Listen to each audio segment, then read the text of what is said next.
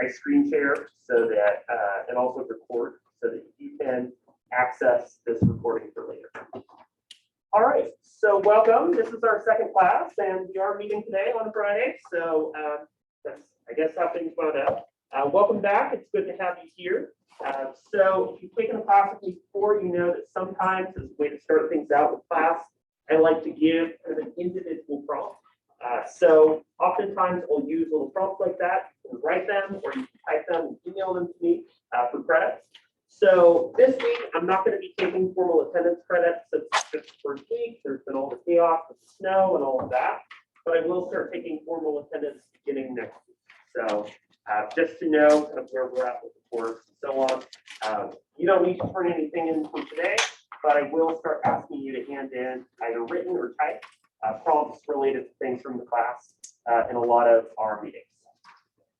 So to get us started for today, I just want to do a short prompt for you to think about and take the first minutes either writing or typing to brainstorm. And I want you to think about groups that you're a member of, right? So this could be things such as clubs, extracurriculars, right? Athletics, sports teams. Maybe it's different hobbies or activities, right, that you're involved in or that you're members of. It can even be groups that you meet with digitally, right? So I know a lot of people will use forms of digital communication, including like platforms like Discord, right, in order to communicate. So I just want you to think about and start to jot down some of the groups that you are a member of. Secondarily, right, I want you to think about what you enjoy when it comes to working in groups, right? So maybe there's a group or team or collection of people that you worked with in the past, and you said, you know what, this group was awesome. We got a lot done. It was a great experience, and so on, right? One example I give is my speech and debate team in high school. They were awesome. We all were really enthusiastic. We had a lot of fun. We developed a little bit of a culture, right, and a lot of inside jokes. That'd be a good example of what you like about working in groups. And what bothers or frustrates you, right? So again, I know that especially when it comes to classes, folks hate it when they feel like their grade is tied to being in a group and feeling like there's a person in that group who's not doing any work, or you feel like you have to do disproportionate amounts of work relative to other people, right? That's really frustrating and can be one thing that bothers you about working in a group. By the way, in this class, there are no like assignments where your grade is determined by the group as a whole, right? There'll be assignments where you'll be working in a group, but you'll ultimately be doing a reflection or assignment that's individual and individually graded. In part because of that frustration a lot of us feel. So take some time to think about these questions and jot down your answers to these. Some groups you're a part of, things you like about working in groups, things that bother or frustrate you about working in groups. I will have us go around the room afterwards and share these too.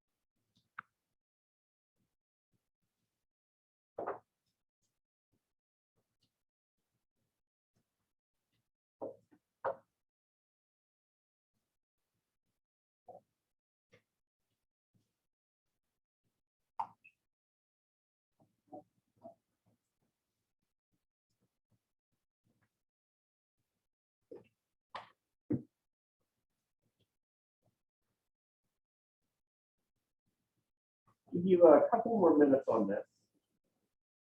Doesn't need to be a perfect list. If you hang on to this and think of other things that come up later, you're welcome to do that too.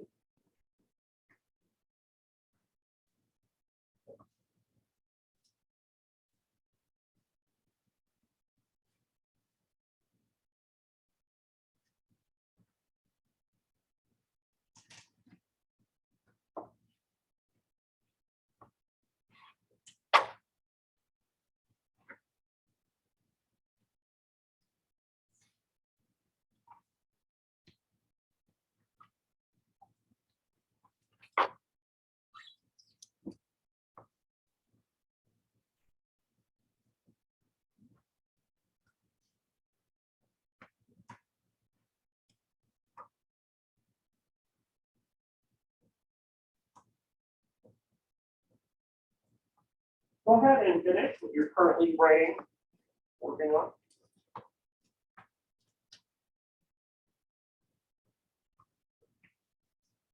So what I'd like us to do is we'll go around the room and remind us your name, since we're still kind of getting to know each other.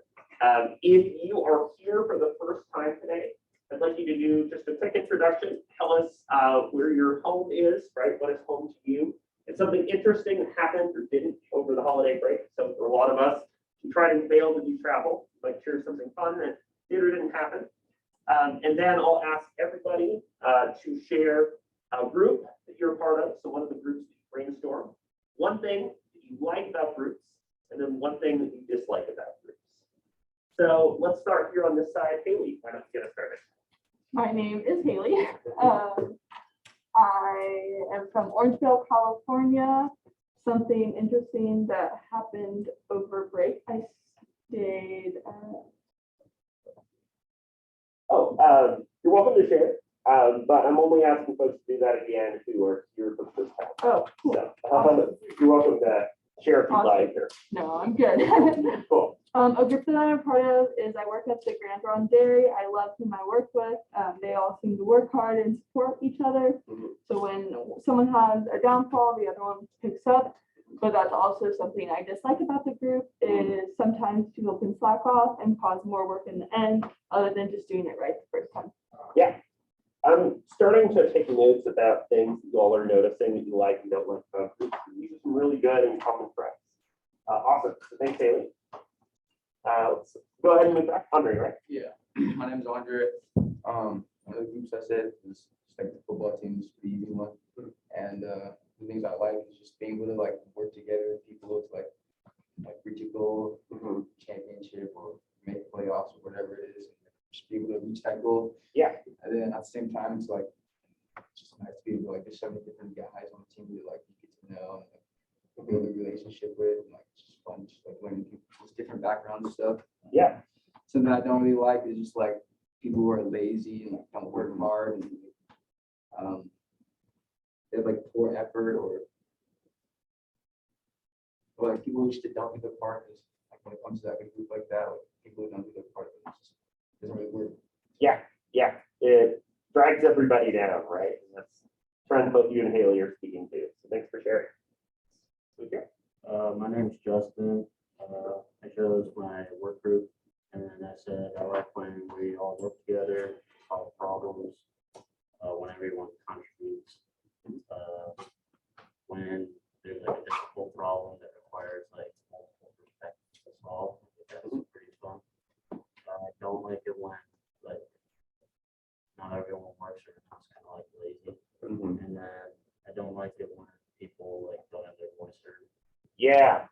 So sometimes people get lost or blend into the group and you don't really have the chance to have them participate. Thanks for sharing, Justin. Guy. My name is Guy. I'm part of the Yo-Yo soccer team. And things I like to work as a team is like we can help each other. Like each person have a like strongest point and the weakest point, so like we can fill out each other. Yeah. And I don't like what goes on me is like English. I'm still like learning English, so sometimes it's hard to understand it. Hard to them understand what I'm talking about. So, Yeah. Yeah, so language, right, culture, identity, those things are really important, right? It can impact who feels included and doesn't in a group and how members of a group work together. So I really appreciate you sharing there. My name is Millie. This is my first time in class this week. So, home for me is just around here. I've lived in a couple different states, but I'm from Somerville. Nothing really interesting happened over break. I hang out with my family, so that was nice. The group that I chose was my work crew as well. One thing that I really like about it is the divide and conquer method we use. We'll gather together, say what needs to get done. Yeah. Go on, accomplish what needs to be done. One thing I don't like is how that can bring in competition. People race each other, one person works faster than the other, and it create tension Yeah. and inequalities. Yeah, well, welcome, Millie. Glad to have you here. I really appreciate your insights here too, right? Because depending on the situation, if it's in the workplace, we have these opportunities for collaboration and working together and supporting each other. But there is that weird competitive element, right? Especially if there's something like promotion or hours or like there's something at stake that's causing discord among the group members. That can be a really big issue. So I appreciate you sharing and bringing that in too. Let's go to you. Thanks, Ray. Yes, my name is Meg. A group that I'm a part of is a math study group. Awesome. And we like share ideas and help each other out. But something I don't like and like frustrates me is sometimes things will not get done because we just socialize. Yeah. Staying on task can be a challenge, right? Interesting that you're in a math group, right? You had a group class that had their thing in common that they didn't. Yeah. I'm Clint. I was on Zoom at the beginning of the week. Yes.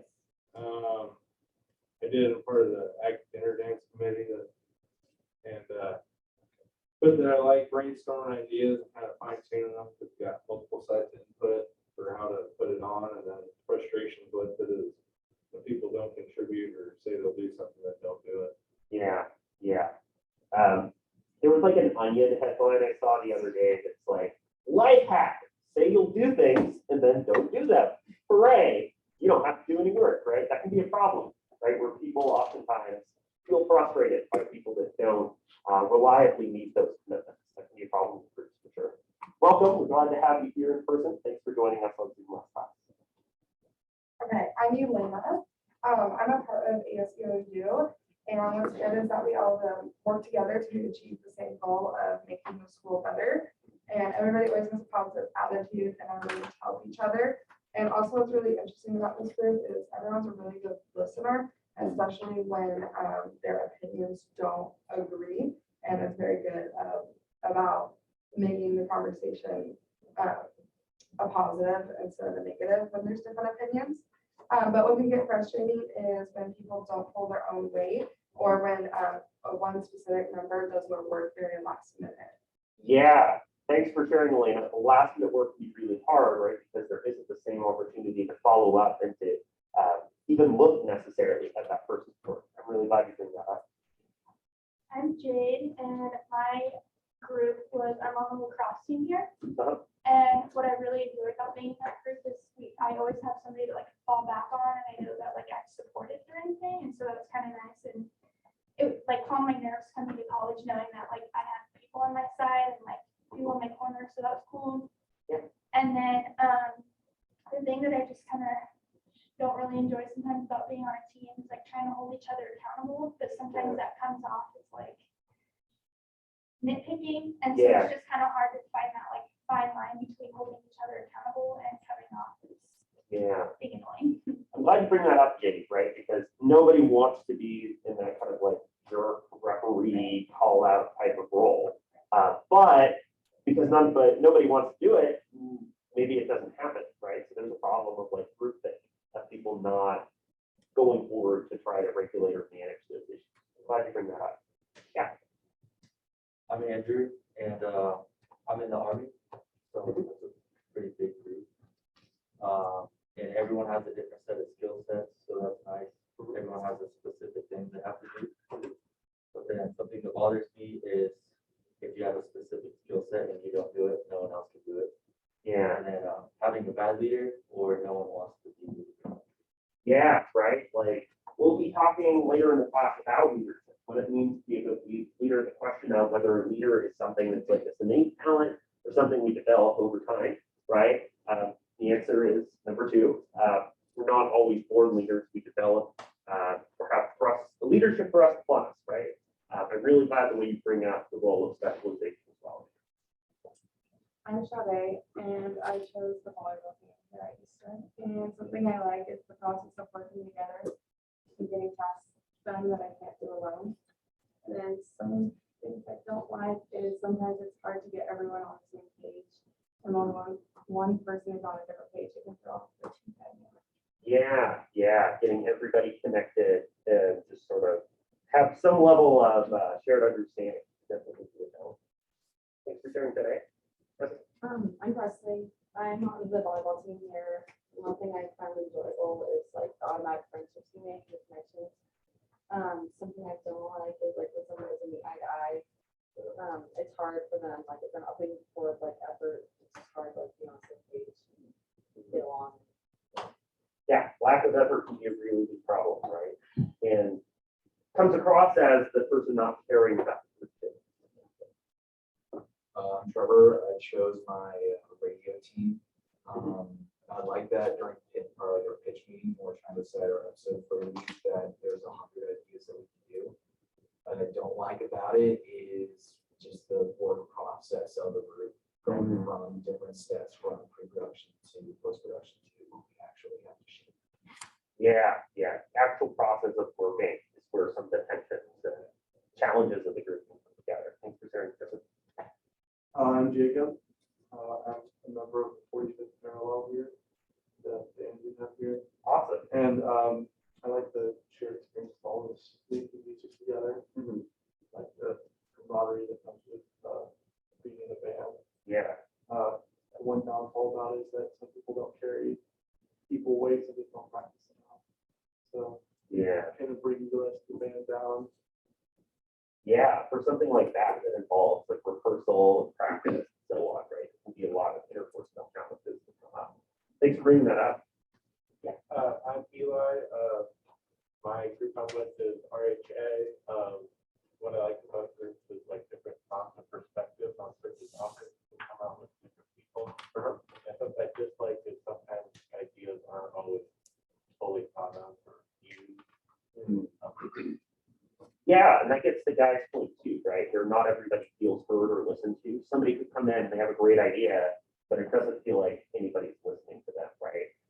So whether or not ideas are used, that definitely be a challenge. Thank you. I'm Kate. A group that I'm a part of is having roommates. Yeah. Yeah, you have to mix together and stuff. I enjoy working with groups because you get different perspectives and other people have different areas of expertise. Things I dislike is that it's very easy to get distracted or go off topic. Yeah. I like to bring up roommates as a group, Kate, because you are collaborating, you're working together, you're managing cleaning and floors and developing the ground rules or agreements between members. Absolutely. Oh, my name's Destiny and today's my first day here. Home for me is Ontario, Oregon, and something interesting that happened in the break was I went to Spider-Man. That's pretty much it. Yeah. A group that I'm a part of is just a work group, like a crew of work. Something I like about groups is that you tend to get a lot of things done, just like productivity, especially when a lot of them are like high together. And then something I don't like is that sometimes there's too many people that like want to do the same thing at once, and then it's like a lot of miscommunication. Yeah. So it's just Getting like unity and some level of order when people are running off and doing their own thing definitely be a challenge too. My name is Francis. I think I'm a part of is the Navigators of our campus. I like that there's different perspectives and but then sometimes it can also be harder if it's not to comfort. Yeah, right. Like that process of getting on the same page and finding consensus for this is a really good point to bring up. I appreciate you all sharing. I don't believe we have anybody on Zoom for today. If there is anybody on Zoom, you're welcome to jump in, but again, I think I'll switch this to oh yeah, we are on the wall, so nobody else. So yeah, I think that you all brought up some really good commonalities and differences in regards to small groups, right? Ideally, at its best, small groups mean that we're working together actively. There's really good, right, synergy. A small group can be more than the sum of its parts, right? It can work together and develop solutions to issues that nobody could do on their own. But at its worst, right, you have people that are lazy or don't participate. That gets to the idea of social loafing, right? There's also what's known as the bystander effect. That is, the more people that there are in a group, the more people we assume are going to be the ones that do the work, right?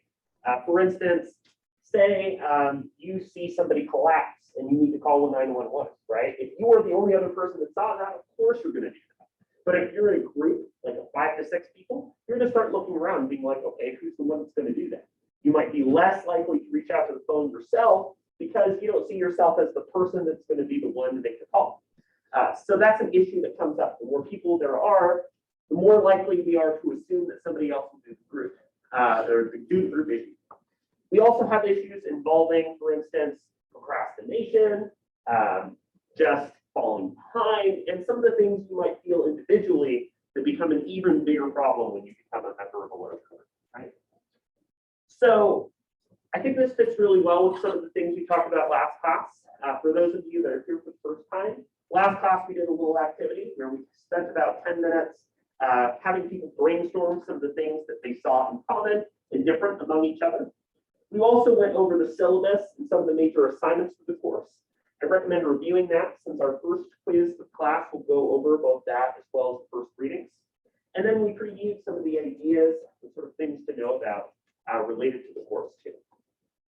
So I might really pretty badly mess this up, but I'm gonna give it a try. Haley, Andre, Justin, Guy, Millie, Meg, Clint, Elena, Jade, Andrew, Shade, Presley, Trevor, Jacob, Eli, Kate, Destiny, Francis. All right. Oh, thanks. Let's see if I can get the next week. All right. So, sorry.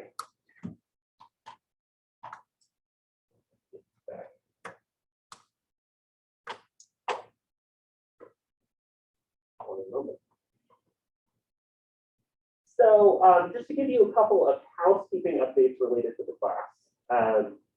So I have this Zoom meeting. Again, I will get this started at the beginning of every class. If you're not able to come face to face, you'll be able to join us through Zoom. I will be taking formal attendance next week. If you're able to come face to face, you can. If you can't, you can join us through Zoom. If you can't do either of those things, you'll be able to complete a makeup assignment, basically in a page, summarizing what you got out of the class. You can have 3 absences that you just don't make up that are unexcused. After that, please make sure that you're making up. Again, first reading quiz is next Wednesday. And again, we'll be kind of, since this week was designed to introduce some of the key ideas and the first chapter, right? We'll be going over some of that today. A few ideas will be spilling over into next week, but we're not too far off in our schedule. Same cannot be said for my afternoon class. That's okay. So I think that a lot of the observations and thoughts that you all shared, right, really got at the definition of what group communication is. So you noticed maybe at the very beginning of the prompt, I was asking people to think about, ideally somewhere between 3 and 8 people, right? So that would be, at least in this class, what we would consider a small group. A partnership, 2 people, would be interpersonal communication. That's a class we offer here at EOU. In fact, there's a couple of you in the class that took that with me last quarter. So interpersonal is 2 people. Generally speaking, we would have something like organizational communication or mass communication. We were in a much larger group, right? So the dynamics of communication were really different in groups. So for this class, we're going to try to focus on that 3 to 8 range. So it could be a little bit bigger than that.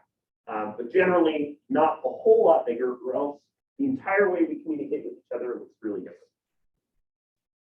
So group communication, right, is about the exchange of information. That's something we'll get at as we think about what communication is, right? But it's how we're sharing and conveying our perspectives, our reality, as something Eli brought up, right? Our ideas, and how those ideas can impact people in that group. And we also have the idea that members of a group are there together for different reasons, right? So for instance, maybe they have similarities culturally. So they come from a similar cultural background.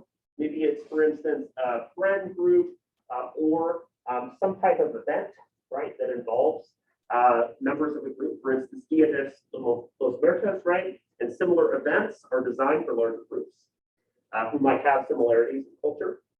Linguistically, right, so that gets to Guy's point about the role that language can play too. Language can be a big uniter, but also people have technical language or jargon. If you're a member of a sports team, you start talking about very specific terms related to your sport, you aren't going to connect with everybody.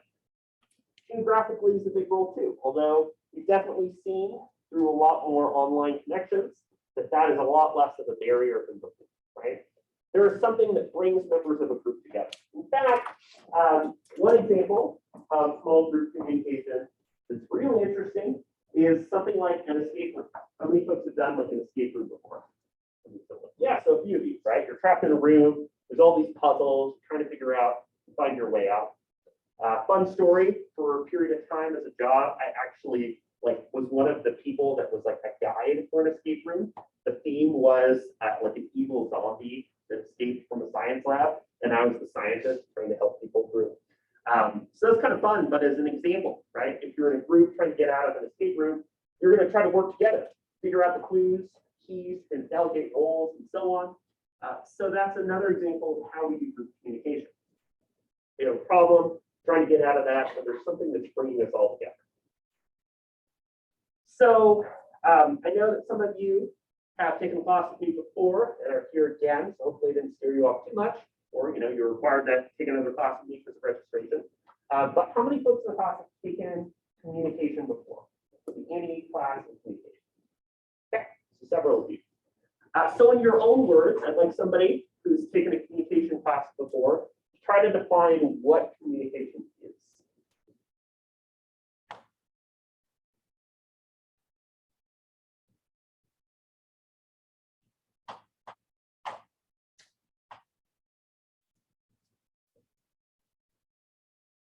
Yes, Guy.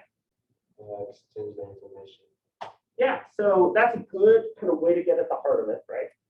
Just so you know, whenever I ask sort of for a larger group question, I will hold a silence for as awkward as it can possibly be until we get a brave volunteer. So thanks for joining us, Guy. So, right, it's about exchanging information, and it's the way that we use symbols to convey meaning. So this might be reviewed for several of you, but if you've never taken a communication course before, welcome. It's good to have you here. We'd love to have you as a major or minor, but we're glad that you're taking this class. So communication covers a lot of different areas, right? You might think about communication and think, oh, it's only face-to-face or only interpersonal, or it's only the use of something like media or radio or something like that. So communication is huge. It covers a lot of different areas. So communication can be between two people. It can be interpersonal, right? Whole class about that stuff. It can also be intrapersonal, right? That's communication to yourself, right? So maybe you have a big game, you're looking in the mirror, and you're hyping yourself up and saying, I'm going to have a good day today, right? Small group for this class, 3 to 8. This could be face-to-face, digitally, synchronous, using something like Zoom or Google Meets, or asynchronous. Mass communication, right, is a large group. So, for instance, the way that something like a newspaper or news headline reaches a large audience could be mediated, including the use of something like social media or other channels like texting. Journalism and print media, right? So, professors in our department, such as Professor Jiawei Chen, teaches courses in media ethics and journalism. Business, right, and professional communication. Health communication, that's an area that I specialize in. How do, for instance, doctors and patients communicate? How do things like health campaigns reach a larger audience? Organizations, right? How do organizations structure themselves, work together, and all of that stuff? There's a lot of other areas too. So if this is your first time taking a communication class, just know that communication is really broad, right? It's not just about talking, but also about the way we communicate non-verbally, the way that we use gestures and facial expressions, even things like emojis, right? It covers a whole lot of different areas, both face-to-face and through media to communicate meetings. So with that in mind, right, and with in mind some of the things you brought up for today, there's a lot of reasons that this class could be helpful to you or why you should care, right?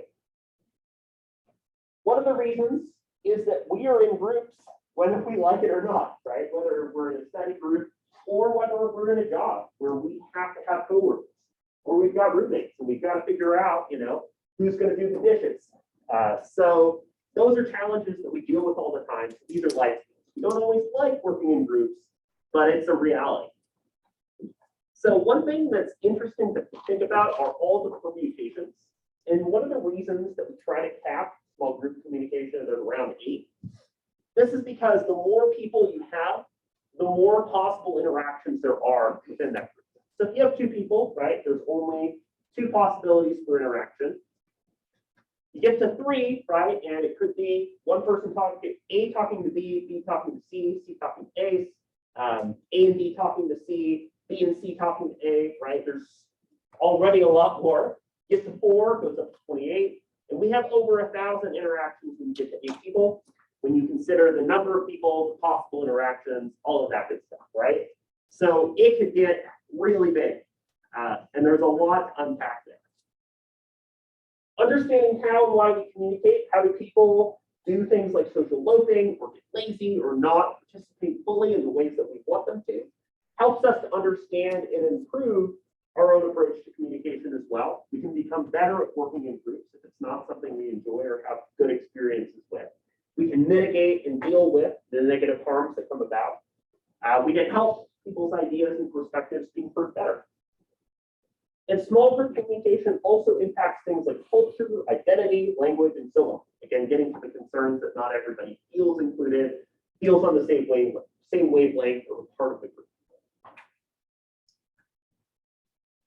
So this gets at what we'll be exploring in your first reading for the class. But you might have noticed, if you have given it a look already, that there are 4 major stages of small group communication, right? The first stage is the forming stage. How many of you have ever done something like fantasy sports?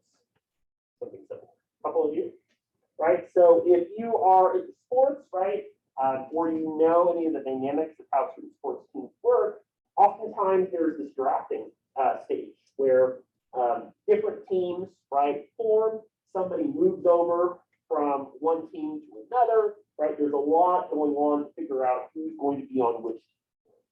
So in this forming stage, you're putting together this group, right? You're creating members of that group. But you also know that when you first make a group, there's a lot of uncertainty and anxiety that people have, right? One key idea is this idea of uncertainty reduction theory. That is, at an early stage of a relationship, right? We don't know, and we can't predict that other person. So we seek out information that helps us to understand and get to know people better. That's why we might do things like icebreakers or little activities to figure out, get to know each other, right?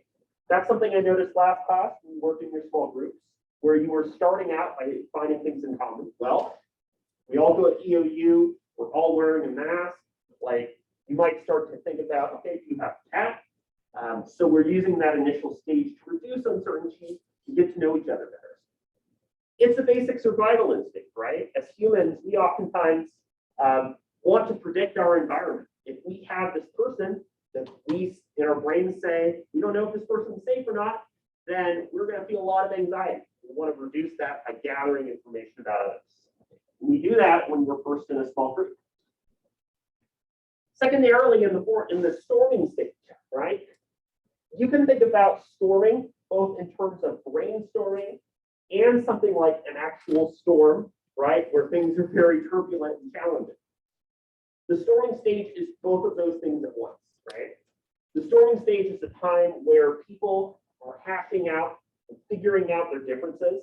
They're really kind of getting things out there. They're coming to understand each other, and maybe they're starting to develop relationships and roles. Maybe early in the relationship with members of a group, you're trying to figure out who's going to take notes for the group, and you're disagreeing over who will do that. Maybe you do something like drawing straws to figure out who the person that takes notes will be. Maybe in something like a sports team, right, people particularly want or compete for certain roles, right, such as being a quarterback, or maybe those are predetermined. But in this stage, people are trying to find their roles, trying to work together, trying to figure out and solve the problem. And it can be really challenging at that stage, right? Performing is doing the thing. So once you've hashed out and figured out some of the major differences and challenges among group members, once you've started to find your roles and figure out who people are, right, it's now the process of doing the thing, of acting on and solving the problem. So, right, it could be EOU playing in a football game. Now that the group members have defined their roles, started to work together, done practice, and so on. It could also be if you're involved with your work and maybe your work has a project, right? It's creating that project, or it's creating something like a group presentation for a class. Either way, you're at that stage where you're on the same page and you're doing the thing. Could be putting together, right, a radio show. And that could be a challenge going through that process, executing the strategy. And then lastly, the adjournment, right? Adjourning can be a temporary short-term thing. Maybe, for instance, in your work or group, you have a holiday, people take some time off, or there are also moments where a group totally evaporates. Maybe because the job is done, or there's a change, like somebody leaves the group, or the group is not successful. At this final stage, that's sort of where the group, as you know it, comes to an end. It might come back in a different form. There might be a different team that you work with, but that sort of wraps up the group itself at this final stage. So I think these 4 stages are helpful to know, right? Because it helps us to understand how group members go from people who don't really know each other at all, people who are acting on and solving problems. There's also different stages that individual members of a group can go through too, right? So when you start out, right, you're a potential member. How many of you have ever been like a prospective student that has visited a campus before? Yeah, so a few of you, right? Maybe you were applying to colleges, you found out you got into EOU, and you say, you know what, I'm going to take a look. Maybe I get to sit in on a class or two, or meet with an advisor and learn more. You're interested in joining the EOU community, so you might be at that first stage. A new member is somebody that's joined the group, right, but is still an outsider. Again, there's a lot of uncertainty surrounding that person. So maybe you just got a job and you're the new employee. How many of you have ever had to be like the new student who's transferred into a class? Yeah, so a couple of you, right? Being the new kid can be a challenge because you feel like you're trying to figure out and establish who you are, but other people know each other better, right? You're trying to fit in, you're trying to create relationships, knowing that you're just starting out and other people aren't. That can be a challenge. And sometimes it doesn't always work. You don't always feel like you're able to integrate. A full member, right, is somebody that really knows the ins and outs. They're part of the group. So for instance, this could be somebody like a supervisor or boss for your job that you've worked with for quite a long time. This could be something like a president or student leader of an organization, right? Like at ASUU or something similar. Somebody that has a leadership role, who's trusted and knows well. A divergent member, right, is somebody that kind of doesn't fully see themselves as a part of the group. They focus on the differences. So for instance, this could be somebody that is kind of looking for a way out. Maybe you're a part of your job, but you're also applying for other jobs. You're trying to get out. You're not quite involved in the same way. A marginal member is somebody that's no longer involved, right? So you're part of the group, but you're kind of out at Maybe you just go to meetings and you don't participate, or you just are worn out and you want to do something else.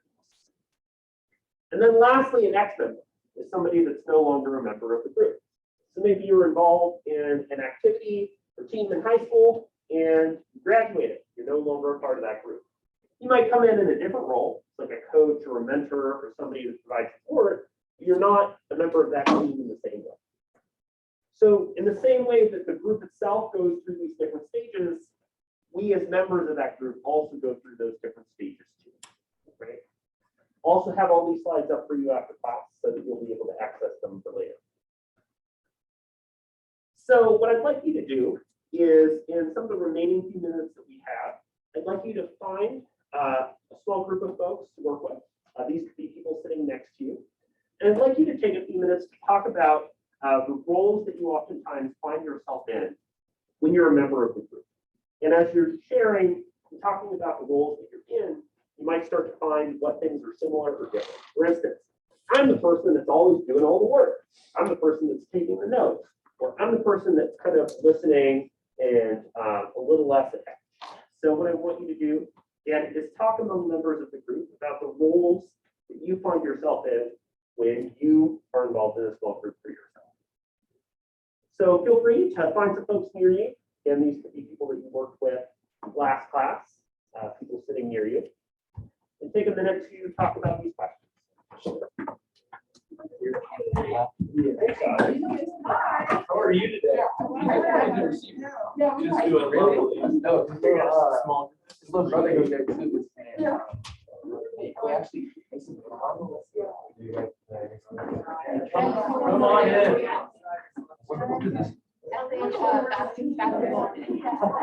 No, they said you. But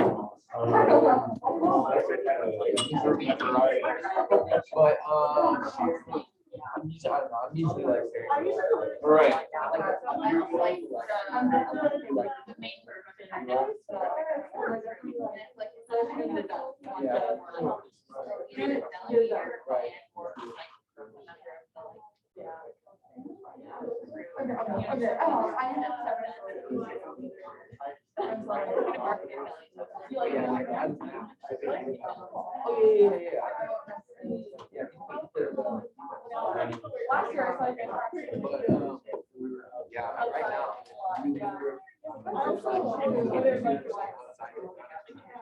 I'm just trying to make friends, Yeah, so you're doing some kind of.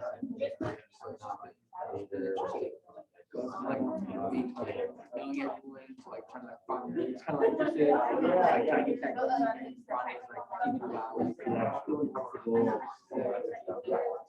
Well, I mean, like, when it comes to like work, like, typically, like, I can do any role. If someone wants to be the leader,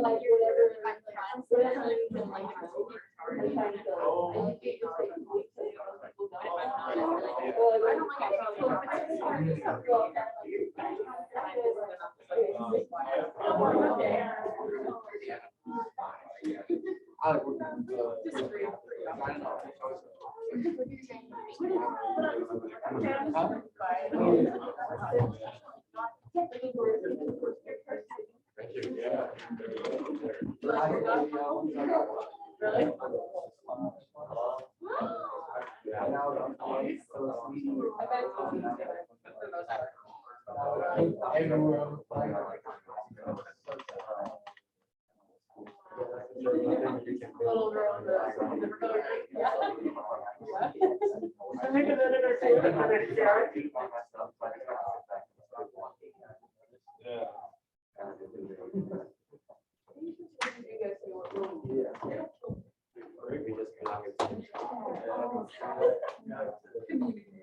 Yeah, there's some real communication. Yeah, what's going on? Some great communication.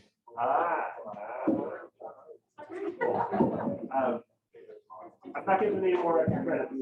Okay. What if it's the best small group communication you've ever seen? Well, I think that's awesome. For having us. All right. All right, so go ahead and wrap up what you're hearing and talking about. So a couple questions. First of all, how many folks found that their group members had really similar roles to them, like when they've been in groups? Okay, seeing some nodding. How many folks would consider themselves to be like listeners or more listening focused when they're in a group? How many folks consider themselves to be leaders or oftentimes leaders? How many folks are kind of somewhere in between, where you're participating, but you're not always a leader? Yeah, so there's some really good variation, right? It's kind of cool to see, right? That people might gravitate towards certain roles, one over the other. You can also think about the way that things like personality types can play into that too. So a lot of times folks that are more introverted, right, are people that don't necessarily enjoy working in groups or being a leader, but will do so if they feel like they have to. Whereas extroverts might be more likely to seek that and pursue that on their own. So some really interesting discussions here, right, about the ways that you all see yourselves participating in groups, challenges you've noticed in groups, and so on. So I definitely encourage you to hang on to those as we start to do more kind of small group discussions in class and continue to think about what different roles mean for you all. One thing that I wanted to mention that I didn't bring up yet, that's unrelated, is that I am teaching a new class in the spring. I'm creating a new course, kind of aligns with what I do. So I'm teaching a class called Communicating Health and Science, and it fulfills a social science credit. If that's a class that's interesting to you, I'm happy to send along the syllabus, just let me know. But anyway, just wanted to let you know that was coming up for the spring, since I know a lot of you were scheduling and putting all that together. So I really like your observations and points for today. To wrap up some of the major things that we went over, right? We talked about what small group communication is and how it ties to the overall definition of communication, exchanging meaning and messages. We talked about the different stages and levels of participation that members of a small group can have, and some of the challenges and apprehension that we can feel when we're part of a small group. For next class, we'll discuss more details of group membership and participation, getting more of the nitty-gritty of what roles people occupy and how people participate and engage in groups. So as a reminder, make sure to turn in your quiz for next Wednesday by the end of class. We'll also be posting some details of your first writing assignment to Kim. So don't turn in your work for today, and we'll start the formal grade next week. Have a great weekend. Hopefully, you enjoy your pretty weather. Thank you, sir. I look forward to seeing you again soon. Oh, no. Thank you. Yeah, thank you.